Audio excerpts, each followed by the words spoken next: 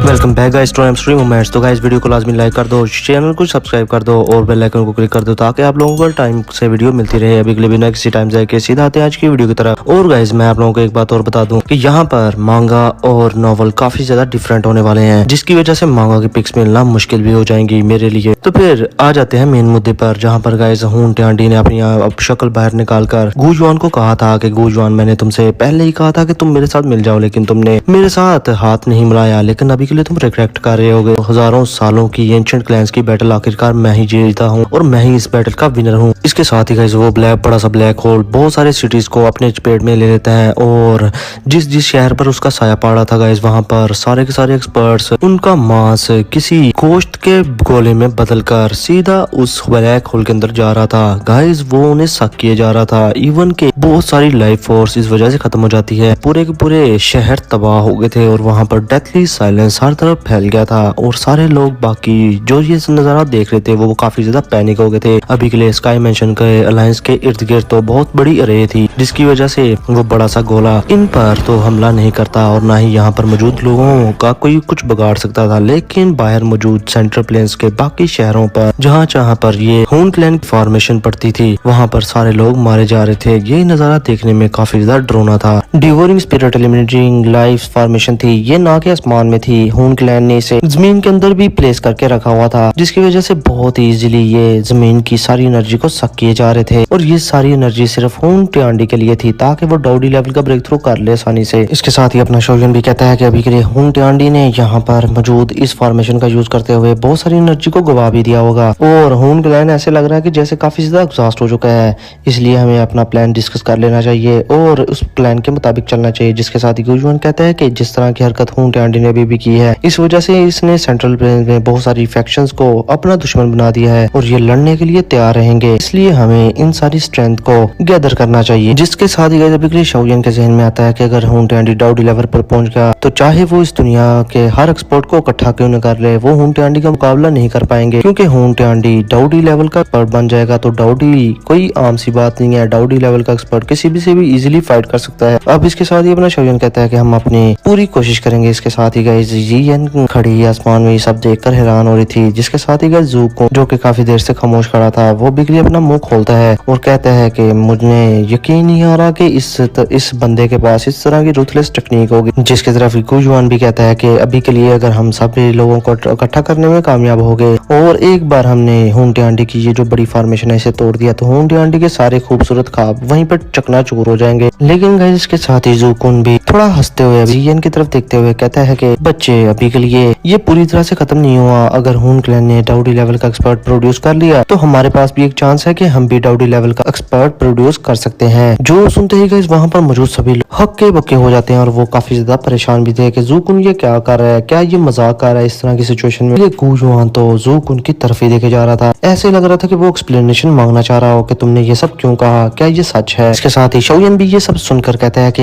Elder ज़ूकुन अभी के लिए ये मजाक का टाइम नहीं है, क्योंकि गाइस शाओलिन समझ रहा था कि अगर ज़ूकुन के पास इस तरह का मेथड होता तो वो कब हजारों सालों पहले ही डाउडी लेवल पर प्रमोट हो चुका होता। वो अभी तक 2 क्लास के 9 स्टार की पीक पर बैठा ना होता। लेकिन गाइस गुजवान इस सब पर कुछ भी नहीं बोलता, वो बस ज़ूकुन को ही घूरे जा रहा था। जिस पर ज़ूकुन आगे से कहता है कि मैं तुम लोगों से मजाक नहीं कर रहा और तुम लोगों का मेरे साथ मजाक बनता भी नहीं है। अभी के लिए ये सिर्फ हेवंस की ब्लेसिंग है कि हम अभी के लिए अपनी तरफ से डाउडी लेवल का एक्सपर्ट प्रोड्यूस कर सकते हैं। हमारे पास एक चांस है। गुजवान ये सुनकर फौरन से कहता है कि क्या तुम्हारे पास इस चीज की एक्सप्लेनेशन है, क्या तुम मुझे बता सकते हो कि कैसे। जिसके साथ ही ज़ूकुन आगे से कहता है कि एक्चुअली में असल बात तुम लोगों को मैं बता देता हूँ कि जो एंशिएंट ताओशी एंशिएंट केव थी उसमें जो सबसे ज्यादा इंपॉर्टेंट थिंग थी वो डी टायर एम्ब्रोनिक पिल थी ही नहीं, एक बहुत ही ज्यादा प्रीशियस आइटम थी जो कि ताओशी एंशिएंट केव के अंदर रखी हुई थी और उसे तो मैं लेकर आ गया। और शाओलिन भी इस चीज को समझ जाता है और शाओलिन कहता है कि क्या आप उस इम्पोर्टेंट थिंग को हेवनली स्केयर और स्टैचू का नाम दे रहे हो, क्या ये वो सबसे ज्यादा प्रीशियस थिंग है। जिस पर ज़ूकुन बहुत ही ज्यादा एटीट्यूड के साथ कहता है तो और क्या मैं पागल हूँ कि इतने बड़े स्केयर को अपने कांधों पर उठाकर इतनी दूर से यहाँ लेकर आऊँ। जिसके साथ ही लीग लैंड का हेड लीगिंग अभी के लिए उस पूरे स्टोन स्टैचू को एक तरह से देख लेता है और कहता है कि इसमें कुछ भी ज्यादा इंपॉर्टेंट नहीं है, आखिर तुम कहना क्या चाहते हो। जिसके साथ ही गाइस आगे से ज़ूकुन कहता है कि क्या तुम्हें तोशी एंशिएंट के बारे में, उसके ओरिजिन के बारे में, उसकी आइडेंटिटी के बारे में अच्छे से पता है। क्योंकि गाइस अभी के लिए सबको तोशी एंशिएंट का नाम तो पता था, लेकिन उसकी आइडेंटिटी, उसके नाम का, उसके बैकग्राउंड का किसी को भी अच्छे से पता नहीं था सिवाय ज़ूकुन के। जिस पर गुजुआन अभी के लिए बोल पड़ता है और कुछ सोचते हुए कहता है कि जहाँ तक मुझे पता है, जहाँ तक मैंने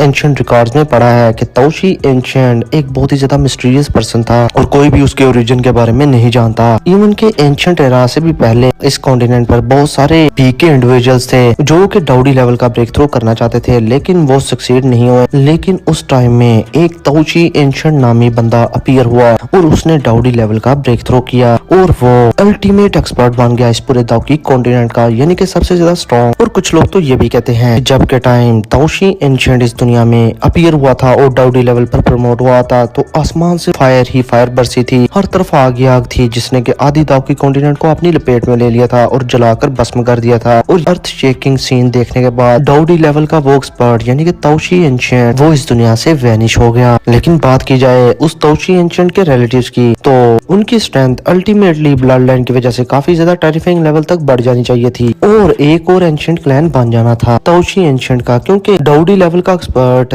जब भी प्रोड्यूस होता है वो किसी क्लैन से ही होता है और जब कोई भी बंदा डाउडी लेवल पर पहुंचता है तो उसका क्लैन एंशिएंट क्लैन बन जाता है, क्योंकि उसके पास ब्लड लाइन पावर आ जाती है। जो सब सुनते ही शोयन कहता है तो इसका मतलब ये हुआ कि तोशी एंशिएंट का कोई भी फैमिली मेंबर यहाँ पर मौजूद ही नहीं था, वो अकेला था। इस वजह से उसकी ब्लड लाइन स्ट्रेंथ नहीं, उसका कोई ब्लड रिलेटिव था, अगर कोई रिलेटिव होता तो उसकी ब्लड लाइन स्ट्रेंथ ऑटोमेटिकली से बढ़ जानी थी तोशी एंशिएंट के डाउडी लेवल पर पहुंचने से। क्योंकि इस दाउकी कॉन्टिनेंट पर कोई भी स्ट्रॉन्ग एक्सपर्ट यही चाहेगा कि उसकी ब्लड लाइन स्ट्रेंथ हमेशा ही कंटिन्यू रहे। और रही बात तोशी एंशिएंट की तो वो इस दुनिया में अकेला क्यों था, जिस पर गुजुआन आगे से सहारा लाते हुए कहते हैं कि अगर ये बात है तो हमने भी इस मैटर को कभी भी डिस्कवर करने की कोशिश नहीं की। अभी के लिए वो ज़ूकुन की तरफ देखकर कहता है कि क्या जो मैंने बताया वो सच था। जिसके साथ ही गाइस आगे से ज़ूकुन कहता है कि इसमें से कुछ ठीक और कुछ गलत भी तुमने कहा। और इसके साथ ही गाइस अपना बाबा जी ज़ूकुन अपने हाथ पीछे बांधकर उन सबको बताने लगता है कि अभी के लिए इस दुनिया में पूरी 23 हेवनली फ्लेम्स हैं और ये सारी इस दुनिया की सबसे ज्यादा स्ट्रॉन्गेस्ट फ्लेम्स हैं। और मे भी तुम्हें इन सब हेवनली फ्लेम्स का नाम आता हो, लेकिन मुझे तुम लोग ये बता सकते हो कि जो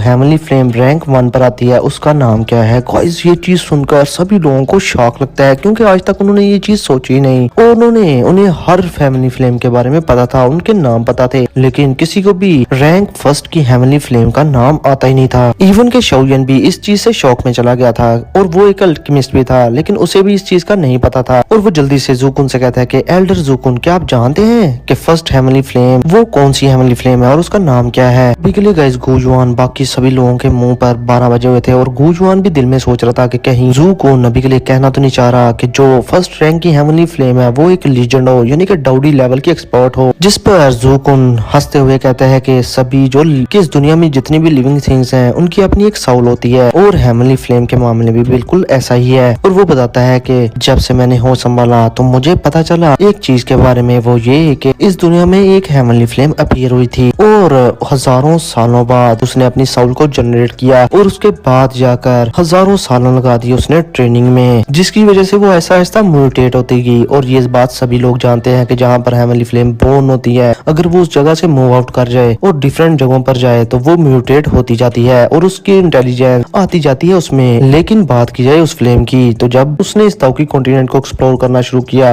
तो वो मैग्मा वाली प्लेसेस में जाना स्टार्ट कर दी। उसने सारे मैग्मा को एक्सप्लोर करना शुरू कर दिया, इवन कि उसने दूसरी फ्लेम्स को डिवोर करना भी स्टार्ट कर दिया अपने सर्वाइवल के लिए। और उसी फ्लेम ने बाकी 22 हेवनली फ्लेम्स को ईट कर लिया, खा लिया और डिवोर कर लिया। जिस पर शोयन कहता है कि डिवोरिंग एनर्जी ये वाली एबिलिटी तो नील्टी डिवोरिंग फ्लेम के पास है। जिस पर ज़ूकुन कहता है कि नहीं, हेवनली फ्लेम्स में ये बात आम है, वो हेवनली फ्लेम्स हमेशा ही वीक हेवनली फ्लेम को डिवोर कर लेती है और इसे खा जाती है। और अभी के लिए इस फ्लेम के बारे में भी बिल्कुल ऐसा ही था, इसने कमजोर हेवनली फ्लेम्स को हमेशा ही डिवोर किया और किसी भी डेंजर में नहीं पड़ी। और जब इसने 20 हेवनली फ्लेम्स को डिवोर कर लिया तो ये काफी ज्यादा पावरफुल हो गई थी उस टाइम। और फिर नील्टी डिवोरिंग फ्लेम इवन के प्यूरिफाइंग डेमोनिक लोटस फ्लेम भी इसका मुकाबला नहीं कर पाए और उसकी डिवोरिंग एनर्जी बन गई और उसके हाथों डिवोर हो गए। जिस पर शोयन कहता है कि हेवनली फ्लेम्स वैसे भी मिलना बहुत ज्यादा मुश्किल है, तो उसने कैसे 20 हेवनली फ्लेम्स को डिवोर कर लिया। और शोयन मजीद कहता है कि अगर वो वाकई में ह्यूमन होता तो उसके लिए इन हेवनली फ्लेम्स को डिवोर करना काफी ज्यादा मुश्किल हो जाता, क्योंकि वो उसकी बॉडी ही इस चीज से फट जाती, चाहे वो दोशन क्लास के 9 स्टार का पीक एक्सपर्ट क्यों ना होता, क्योंकि 20 हेवनली फ्लेम्स को मैनेज करना, इवन के शाओयन को भी अपने फ्लेम मंत्रा के साथ 20 हेवनली फ्लेम्स को डिवोर करना काफी ज्यादा मुश्किल हो जाएगा शाओयन के लिए, बल्कि उसकी बॉडी भी फट सकती है इससे। तो वो पर्सन जिसके पास फ्लेम मंत्रा था ही नहीं या है ही नहीं, 20 हेवनली फ्लेम्स को कैसे डिवोर कर लेगा, जिस पर अभी शाओयन को सारी समझ आ जाती है और वो कहता है कि क्या एल्डर ज़ुकुन आप ये कहना चाहते हैं कि हेवनली फ्लेम रैंकिंग के अंदर वो हेवनली फ्लेम जो के सबसे ज्यादा पावरफुल हो और जो के जिसने के सभी हेवनली फ्लेम्स को डिवोर किया हो वो ही टॉप की हेवनली फ्लेम कहलाती है। अब ज़ुकुन मजीद कहता है कि जब वो हेवनली फ्लेम सक्सीड हो गई थी सभी हेवनली फ्लेम्स को डिवोर करने में, तो उसने खुद को फ्लेम किंग कहना स्टार्ट कर दिया और उसने इनको डिवोर करने के बाद हजारों सालों ट्रेनिंग भी की और तब जाकर उसके बाद वो इस दुनिया में अपीयर हुई थी। और जब वो इस दुनिया में अपीयर हुई तो उसको लोगों ने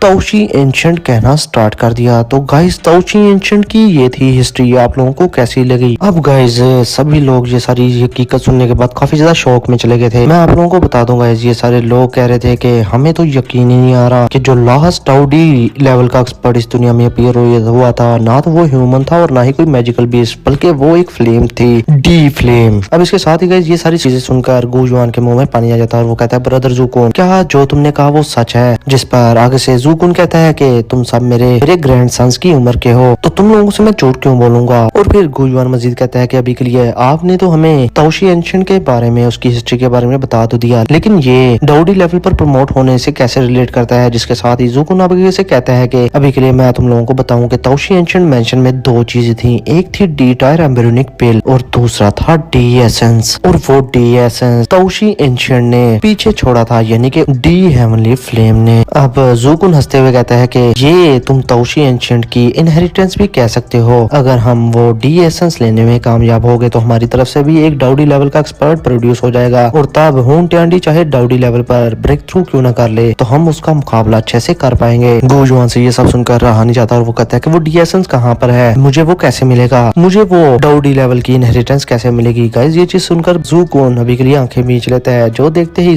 गुजुआन कहता है कि मुझसे गलती होगी, मिसअंडरस्टैंड ना करना इस चीज को, मैं तो चाहता हूँ कि हमारी तरफ से डाउडी लेवल का एक्सपर्ट प्रोड्यूस हो, चाहे वो मैं हूँ, आप हूँ या कोई और हो। जिस पर ज़ुकुन भी आगे से हंसते हुए कहता है कि इस चीज के बारे में परेशान होने की कोई भी जरूरत नहीं, अगर वो डी एसेंस मुझे मिल जाता तो मेरा कोई भी इरादा नहीं था तुम्हें देने का, मैं बल्कि उसे कब का रिफाइन करके डाउडी लेवल का ब्रेक थ्रू कर चुका होता, लेकिन जब के टाइम हजारों सालों तक मैं उस एंशिएंट केव में कैद था तो मैंने उस एंशिएंट केव को तोड़ने की काफी कोशिश की, इवन कि उस डाउडी डी एसेंस को हासिल करने की भी कोशिश की, लेकिन मैं उसको हासिल कर ही नहीं पाया। गुजुआन कहता है कि क्या मैं जान सकता हूँ कि वो डी एसेंस कहाँ पर है? ज़ुकुन ये सुनकर चलते हुए उस स्टोन स्टैचू के पास जाता है और कहता है कि वो डी एसेंस इस स्टोन स्टैचू के अंदर है, और अगर हम दोनों भी मिलकर अपनी फुल स्ट्रेंथ के साथ इस पर अटैक करें तो हम इस स्टोन स्टैचू को तोड़ पाएंगे नहीं। जो सुनते ही ली जिंग खड़ा, जो कि ली क्लैन का हेड था, उसका दिमाग काफी गर्म था, वो जल्दी से अटैक करता है स्टोन स्टैचू पर और उसे तोड़ने की कोशिश करता है, लेकिन गाइस जितनी जोर से वो अटैक करता है उतनी जोर से वो पीछे रिपेल कर दिया जाता है और पीछे हजारों फुट जाकर गिरता है। और वो कहता है कि ये चीज तो काफी ज्यादा स्ट्रेंज है, स्टोन स्टैचू ये किस चीज से प्रोटेक्टेड है? जिसके साथ ही गुजुआन कहता है कि लगता है कि डी एसेंस इस स्टोन स्टैचू को प्रोटेक्ट कर रहा है अभी के लिए। अब इसके साथ ही गाइस ज़ुकुन और गुजुआन साथ जोड़ लेते हैं और कहते हैं कि हम इस स्टोन स्टैचू को ओपन करने की कोशिश कैसे करें, कैसे इसे ओपन करें? अभी के लिए गाइस ज़ुकुन कहता है कि जहां तक तुम सबको अब पता चल चुका है कि ताओशी एंशिएंट एक हेवनली फ्लेम थी, तो ये जो स्टोन स्टैचू है मे बी ये तब के टाइम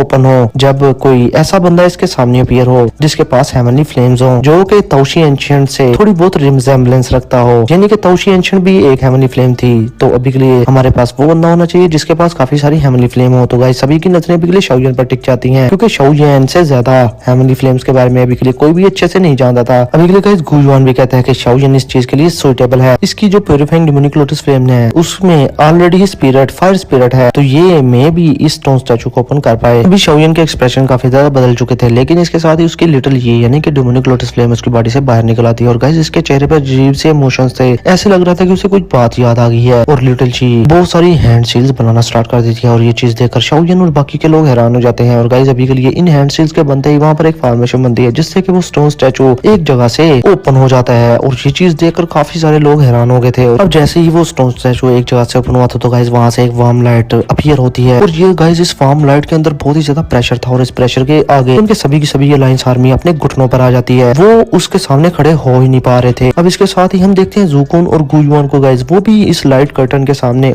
खड़े होने की कोशिश कर रहे थे, लेकिन उस लाइट कर्टन से निकलने वाला प्रेशर इतना ही ज्यादा था कि उनके घुटने कड़ाक से जमीन पर जा लगते हैं। और ज़ुकुन अब अभी के लिए गालियां देता है बास्टर्ड ताओशी एंशिएंट। गाइस ये बंदा तो ताओशी एंशिएंट को गालियां इतनी देता है कि जितनी किसी ने दी नहीं हो अभी। और गुजुआन अभी के लिए हंसने लगता है और कहता है कि चलो कोई बात नहीं, अगर कोई डाउडी लेवल का एक्सपर्ट मुझे सप्रेस कर रहा है तो इसमें कोई भी ह्यूमिलिएशन की बात नहीं। अब इसके साथ ही इसी दौरान हम देखते हैं कि वहां पर सिर्फ एक ही लड़का खड़ा था और वो था शाओयन। और इस लाइट कर्टन ने शाओयन को दबाया नहीं था। अभी के लिए गाइस शाओयन के इर्द गिर्द उसकी सारी हेवनली फ्लेम्स घूम रही थी और शाओयन की ये हालत देखकर सभी लोग कहते हैं कि लकी फेलो, तुम बहुत ही ज्यादा लकी हो। और अभी के लिए ज़ूकुन के एक्सप्रेशन काफी ज्यादा कॉम्प्लिकेटेड थे। और मैं आप लोगों को एक बात और बताता हूँ कि ज़ूकुन सबसे ज्यादा लालची बना हुआ था इस डीजे एसेंस को हासिल करने के लिए। मे बी अगर डी एसेंस से मिल जाता तो यही हासिल करने की कोशिश करता। और ज़ूकुन शाओयन से कहता है कि शाओयन लगता है कि तुम ही हमारी आखिरी उम्मीद हो। अब वो गाइस लाइट कर्टन शाओयन के इर्द गिर्द घूमना शुरू हो गया था और शाओयन को ये फीलिंग काफी ज्यादा मजे की लग रही थी, क्योंकि उसे ऐसे लग रहा था कि वो किसी ऐसी चीज से मिले है जिसका ओरिजिन बिल्कुल सेम हो। और गाइस शाओयन कहता है कि ये तो हेवनली फ्लेम दाव की है। और मैं यहाँ पर आप लोगों को एक बात और बता देता हूँ कि शाओयन ने इतनी सारी हेवनली फ्लेम्स को स्वेलो किया हुआ है, तो शाओयन की दाव की बिल्कुल हेवनली फ्लेम की दाव की जैसी ही है गाइस। अभी के लिए इस एंशिएंट इनहेरिटेंस ने भी शाओयन को इसलिए चूज किया कि उसके पास काफी सारी हेवनली फ्लेम्स हैं और शाओयन की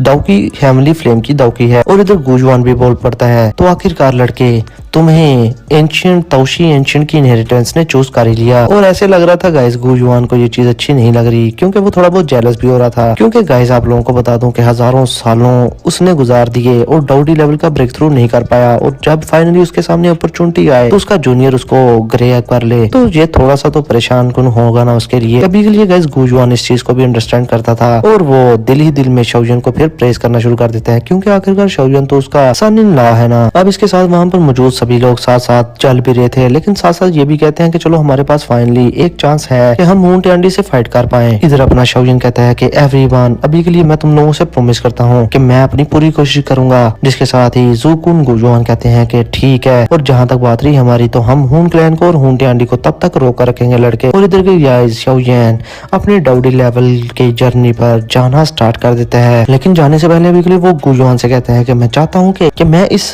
ताओशी एंशिएंट हेवनली स्केयर को हेवनली टोम के अंदर ले जाऊं, क्योंकि हेवनली टोम के अंदर टाइम बहुत ही आहिस्ता से चलता है। गाइस ये चीज सुनकर गुजुआन हंसना लगता है और कहता है कि तुम बहुत ज्यादा जीनियस हो। अभी के लिए हेवनली टोम के अंदर टाइम बहुत ज्यादा स्लो है, तो बहुत अच्छा होगा, तुम तो वहां पर ट्रेनिंग भी इजीली कर लोगे और टाइम भी जाया नहीं होगा। जिसके साथ ही अपना शाओयन अपने एक हाथ से वहां पर हेवनली टोम को फाड़ता है और वो उस हेवनली स्केयर को उसके अंदर ले जाता है। और जाने से पहले कहता है कि अंकल गो, अगर अलायंस आर्मी हार जाए हून क्लैन से तो प्लीज इस जेट को शटर कर देना, मैं वहां पर फोन नहीं पहुंच जाऊंगा अपनी रिट्रीट को छोड़कर। जिसके साथ ही गाइस गुजुआन हमेशा ला देता है, लेकिन उसके दिल में था कि मैं कभी भी तुम्हें तुम्हारी रिट्रीट से वापस बुलाऊंगा नहीं जब तक तुम डाउडी लेवल का ब्रेक थ्रू ना कर लो, क्योंकि इस वक्त तुम्हारी सबसे ज्यादा जरूरत होगी हमें। तो गाइस इसके साथ ही हमारा ये वाला एपिसोड यहीं पर हो जाता है खत्म। वीडियो को लाजमी लाइक कर देना, शेयर कर देना, चैनल को सब्सक्राइब कर देना। और गाइस अभी के लिए मांगा की पिक्स आई नहीं है और ना ही मांगा का कोई ऐसा चैप्टर आया है जिसमें इसके रिलेटेड कोई पिक्स हो, तो मैं ये सारा नॉवल का एक्सप्लेन कर दिया है। मुझे पता है कि आप लोगों को इतना मजा नहीं आया होगा, लेकिन गाइस अब आप लोगों को सुनकर ही गुजारा करना होगा। मैं इसमें क्या कर सकता हूँ, बाकी जैसे ही मांगा कोई चैप्टर आता है तो मैं वहां से पिक लेकर आप लोगों के लिए वीडियो ले आऊंगा। तो फिर मिलते हैं आप लोगों से नेक्स्ट वीडियो में, तब तक के लिए अपना और अपने पैरों का ख्याल रखें।